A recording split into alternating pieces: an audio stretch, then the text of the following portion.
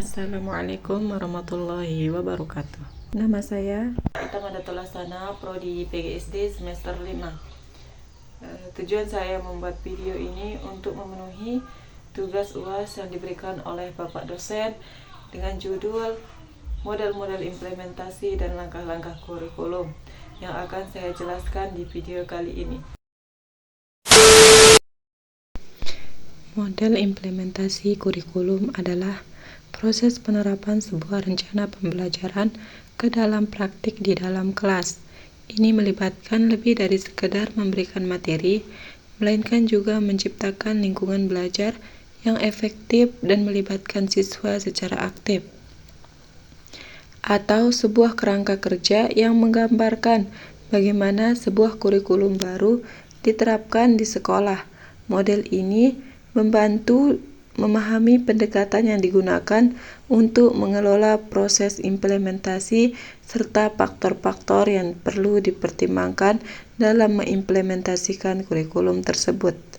Baiklah, kita lanjut ke yang kedua, yakni model-model implementasi kurikulum.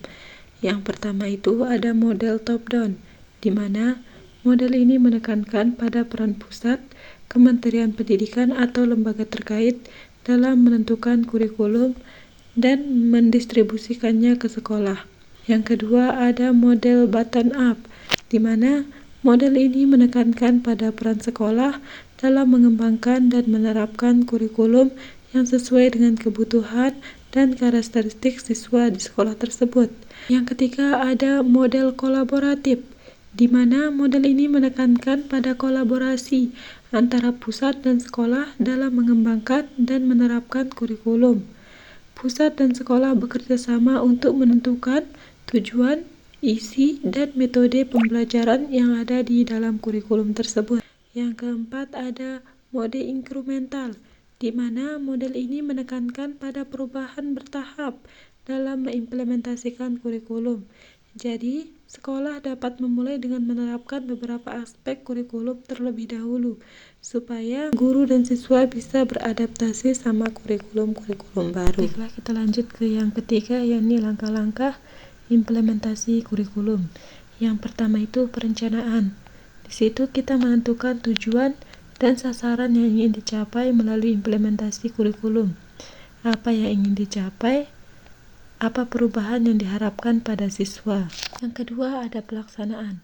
Maksudnya sebelum kita melaksanakan kurikulum tersebut, kita harus mensosialisasikan kurikulum baru kepada siswa, orang tua, dan masyarakat, supaya mereka bisa beradaptasi pada kurikulum baru.